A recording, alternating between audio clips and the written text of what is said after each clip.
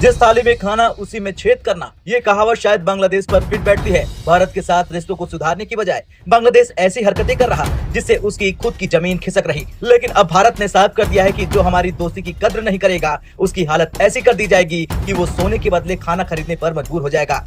भारत ने बांग्लादेश की हरकतों का जवाब देते हुए बॉर्डर सिक्योरिटी टाइट कर दी है, फूड प्रोडक्ट की सप्लाई पर बैन लगा दिया है और अब नदियों को जोड़ने वाली परियोजना से बांग्लादेश को पानी के लिए तरसाने की तैयारी भी शुरू है। बांग्लादेश को डराने के लिए म्यांमार के साथ की जरूरत नहीं है, ये आप भी जानते हैं, हम भी जानते हैं।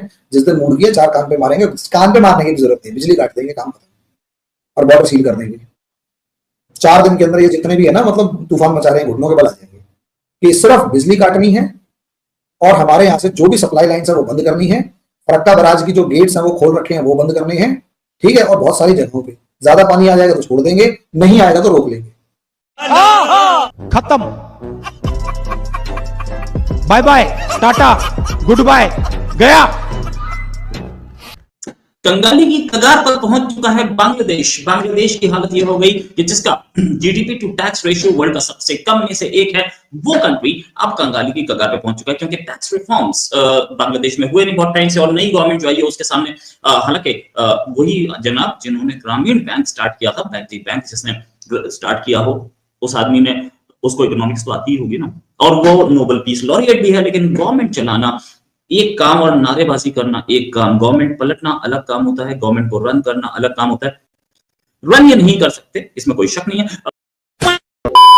जय दोस्तों, जय श्री राम। भारत ने बांग्लादेश की गर्दन दबोच लिया, अब सांस लेना है बांग्लादेश को मुश्किल हो रहा है। देखिए, जो जंगे हैं वो ना सिर्फ तीर तलवार बंदूकें से रह चुकी हैं, अभी डिजिटल वार भी चलते हैं और साथ के साथ में जो रिलेशनशिप है वर्ल्ड के अंदर वो भी चले हुए हैं। देखिए, भारत ने है बांग्लादेश की वाटर सप्लाई तो बंद की ही की है, साथ में खाद्य आपूर्ति भी बंद कर दी गई है। देखिए, जो भारत से टमाटर और आलू और प्याज जाते थे, जो जंग का रूप ले रही है, उससे पहले 40 से 50 ट्रक जाते थे, वहीं पर भारत अभी 10 से लेकर 20 ट्रक है बांग्लादेश भेज रहा है आलू के।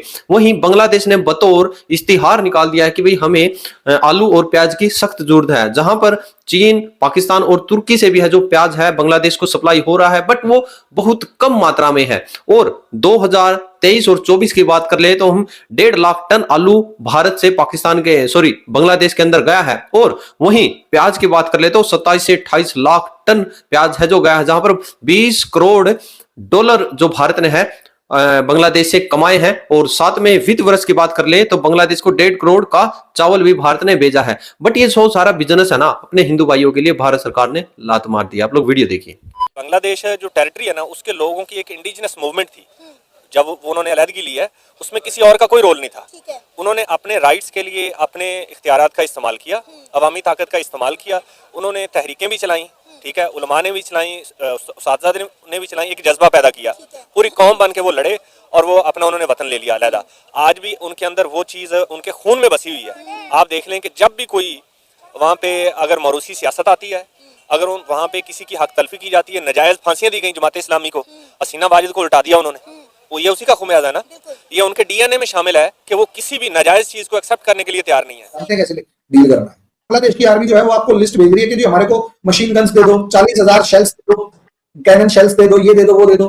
आपने हथियार भर के भेजे उनको और साथ में FJ-17 की बात कर रहे हैं कि पाकिस्तान से लेंगे।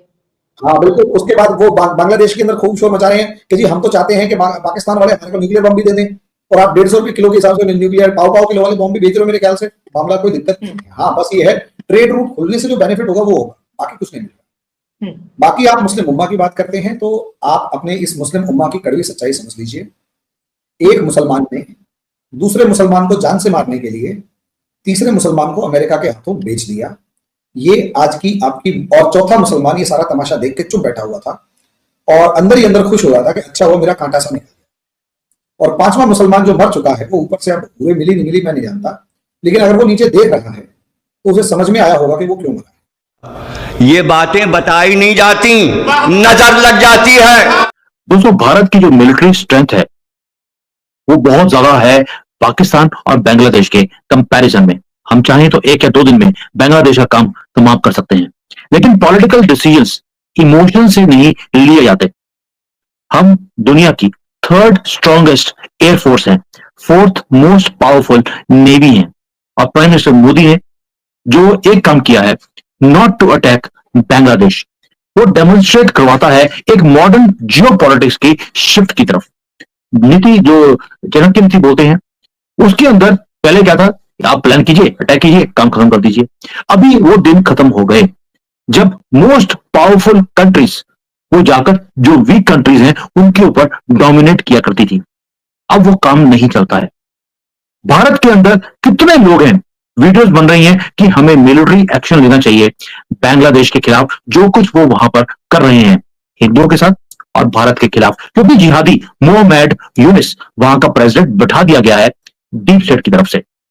ये जो अर्जेंसी दिखाई जा रही है भारत के अंदर कि हमें भारत को इजराइल की तरह अपनी मिलिट्री बांग्लादेश में भेजनी चाहिए हिंदुओं को प्रोटेक्ट करने के लिए, लेकिन वो जो कॉम्प्लेक्सिटीज हैं इंटरनेशनल रिलेशंस की, उसे भूल जाते हैं। तो दोस्तों, जो ये बांग्लादेश के साथ अभी हो रहा है ना, ये पाकिस्तान के साथ भारत कर चुका है और उनको इसकी कीमत क्या चुकानी पड़ी थी। सब्जी मंडी के एक बार रेट देखिए और आप जो रोजमर्रा में देख रहे हैं वो किस रेट में आप सब्जियां ले रहे हैं, पाकिस्तान से कंपैरिजन करके कमेंट सेक्शन में लिख दीजिए। और ये प्याज की क्या कीमत है? प्याज की बात 1000 रुपए धड़ी है, 1200 रुपए। 1200 रुपए धड़ी है इस टाइम। जो ईरान का है वो सस्ता है। ईरान का कितने का? ईरान का 600-700 रुपए धड़ी है। उसकी क्या आधी कीमत, मतलब ये क्वालिटी से बहुत बेहतर है पाकिस्तान की प्याज, जायके में बेहतर, जायके में बहुत बेहतर है। अच्छा, एक इंडियन प्याज आता था वो भी मतलब ये है कि वो बहुत अच्छा प्याज था उनका भी, लेकिन वो बंदी की वजह से नहीं आ रहा था। 240-250 रुपए किलो इधर प्याज मिल रहा है, इंडिया में यही प्याज 20 रुपए 30 रुपए 40। बिल्कुल बिल्कुल सस्ता, बहुत सस्ता प्याज उधर। उसकी क्या वजह?